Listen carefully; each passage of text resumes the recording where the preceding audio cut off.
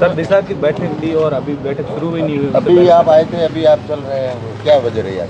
Collector साहब की तबीयत ठीक नहीं थी, इस वजह से मीटिंग कैंसिल कर दी। आगे नई तारीख तय करेंगे, उसके बाद में मीटिंग करेंगे, क्योंकि दिशा की इम्पोर्टेंट मीटिंग है। इस पर सभी विषयों पे विस्तृत चर्चा होनी थी और कलेक्टर साहब का मौजूद होना ज़रूरी था, और कलेक्टर साहब की तबीयत ठीक नहीं होने की वजह से मीटिंग कैंसिल कर दी। आगे करेंगे। लेकिन सारे अधिकारी आए हैं ना, पूरा टाइम वेस्ट हुआ है, सरकार का बजट, गाड़ियाँ आई है सरकारी, और उसके बाद मीटिंग कैंसिल तो इसलिए की कि कलेक्टर साहब नहीं आए ना। तो ये पहले से पता था या एकदम अचानक? नहीं, पहले से कल तो डिसाइड था कि मीटिंग होनी है, और आज सुबह ही उनकी तबीयत ख़राब हुई। मुझे तो अभी पता चला है, नहीं तो पहले ही मना कर देते। कल पता होता तो कल ही मना कर देते, आगे करेंगे मीटिंग। साहब ये मैसेज पहले ही आ चुका था या उसके बाद मैसेज आने के बाद, आप यहाँ आने के बाद आपको पता चला कि यहाँ पर कलेक्टर साहब और एसपी साहब मौजूद नहीं है? नहीं, मैसेज तो मेरे पास अभी रास्ते में था, तभी आया था कि मीटिंग कलेक्टर साहब की तबीयत ठीक नहीं है और मीटिंग आपको करनी है। तब मैंने बताया कलेक्टर साहब की तबीयत ठीक नहीं है, कलेक्टर साहब ठीक हो जाएगी तभी मीटिंग करेंगे। जैसलमेर में मीटिंग हुई तब आपको बताया नहीं या आप पहुँचे नहीं, विवाद हो रहा था, और आज यहाँ जैसलमेर में तो रेलवे की स्टडिंग कमेटी की टूर था, और अध्ययन कमेटी के टूर की वजह से मैं यहाँ उपस्थित नहीं था। उनके लिए लेटर लिखा था और उन्होंने, कलेक्टर साहब ने फिर गाइडेंस भी मांगी थी आगे। एमपी जोधपुर को भी उन्होंने बोला था, लेकिन उन्होंने बिना मौजूदगी में करवा दी मीटिंग। वैसे सत्ता पक्ष के आप नहीं हैं, इसलिए बार बार ऐसा हो रहा है या ये एक सामान्य घटना है? देखिए, बीमार तो कभी भी हो सकते हैं। आज तो कलेक्टर साहब तो वैसे तबीयत ख़राब होने की वजह से ऐसा हो गया था, बाकी वैसे कलेक्टर साहब तो ठीक है यहाँ, और सबको साथ में लेके चलते हैं। कब मीटिंग आगे तय हुई है क्या? आगे कर लेंगे, अगले हफ्ते में कर लेंगे दोबारा। क्या कहना है?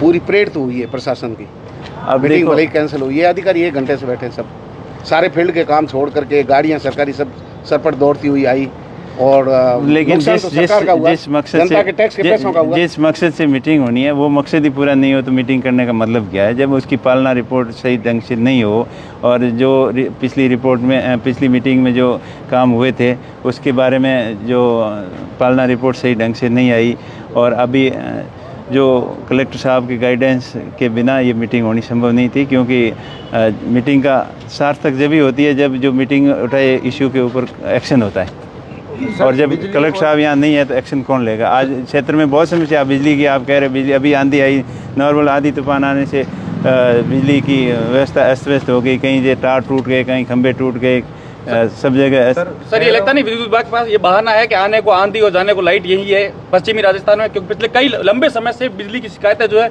वो सब तक पहुंच रही है, लेकिन यहाँ पर बिजली के नाम पर शून्य नजर आ रहा है। बिल्कुल डिलाई बढ़ती जा रही है, अच्छी क्वालिटी के काम नहीं होने की वजह से। थोड़ा सा आंधी तूफान आने से खंभे पोल गिर जाते हैं और लोगों को तकलीफ में रहना पड़ता है, और अफसरों को बहाना मिल जाता है कि अभी आंधी आ गई, मौसम ख़राब हो गया, ट्रांसफार्मर जल गए, लाइन टूट गई। लेकिन सही ढंग से अगर मॉनिटरिंग करें और सही ढंग से काम करें तो लोगों को तकलीफ नहीं आए। पानी की भयंकर समस्या है। जेजेएम के अंदर भी बहुत ज़्यादा अनियमितताएँ हुई है, सही समय पर काम नहीं हुआ, सही प्लानिंग नहीं होने की वजह से लोगों को पानी पीने की बहुत किल्लत आई, और अभी इंद्र भगवान की मेहरबानी हुई तो थोड़ी बहुत लोगों को राहत मिली, लेकिन अभी भी जेजेएम के काम में बहुत ज़्यादा ढिलाई चल रही है। जहाँ काम हुए हैं वहाँ भी पानी नहीं आ रहा है, खाली कागजों के अंदर फॉर्मेलिटी ज़्यादा हुई है। सोलर प्लांट के मोरूडे बोल के रातों रात ही ये प्रकृति के साथ छेड़खानी का, खेजड़ी उजाड़ने का परिणाम है क्या? नहीं, ये अब प्राकृतिक जैसे विंड लोड के हिसाब से वो डिज़ाइन नहीं करेंगे और हल्की क्वालिटी के स्ट्रक्चर में यूज़ लेंगे तो वो विंड के कैपेसिटी को वो झेल नहीं सके, इसलिए उड़ गए। उनके ऊपर तो प्राकृतिक क्या उसकी डिज़ाइन सही नहीं होने की वजह से उनको नुकसान हुआ है। सर पहलगाम हमले को लेकर आप क्या कहना चाहोगे? जो अभी देखिए, ये बहुत ही बड़ी दुखद घटना है। सबसे पहले तो जो मारे गए वहाँ जो टूरिस्ट गए थे उनकी आत्मा को शांति मिले, यही प्रार्थना करते हैं, और पूरा देश उनके परिवार के साथ में, उनकी पूरे देश के लोगों की संवेदनाएं उनके साथ में है। और ये बहुत ही कायराना हमला है, और 20-25 साल बाद में ऐसा बड़ा आतंकवादी हमला हुआ जो आम लोगों को टारगेट किया, जिससे टूरिस्ट हैं, देश के आम लोग हैं, उनके ऊपर ये कायराना नीयत से जो लोगों के ऊपर कायराना हमला है और हम उन कड़ी से कड़ी शब्दों में निंदा करते हैं। और पूरा देश आज सरकार के साथ में है। विपक्ष हो चाहे सत्ता पक्ष हो, देश का प्रत्येक नागरिक सरकार के साथ में खड़ा है कि उनके खिलाफ सख्त से सख्त एक्शन ले और उनके खिलाफ कड़ी से कड़ी कार्रवाई करें, ताकि दोबारा ऐसी हरकत करने की हिम्मत नहीं रखे आतंकवादी सर, संगठन। हनुमान बेनीवाल धरने पर बैठे हैं इतने दिनों से, कह रहे हैं कि एसआई भर्ती को रद्द कर देना चाहिए।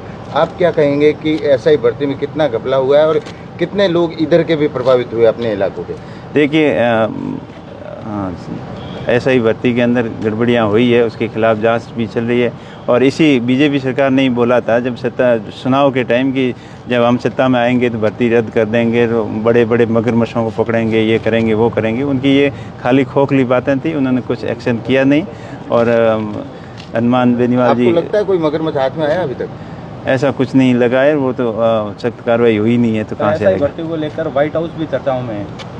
देखिए, वो उनका व्यक्तिगत मामला है, जो उसकी विस्तृत जांच होगी तभी पता चलेगा कि कौन इसके अंदर इन्वॉल्व है और कौन नहीं है। मैं तो इतना ही कहना चाहूँगा कि जो बड़ी बड़ी घोषणाएं कर रहे थे, बड़े बड़े वादे कर रहे थे कि हम सत्ता में आने से ऐसा कर देंगे वैसा कर देंगे, तो उन्होंने कुछ भी नहीं किया है, इसलिए लोग धरने पे बैठे हैं।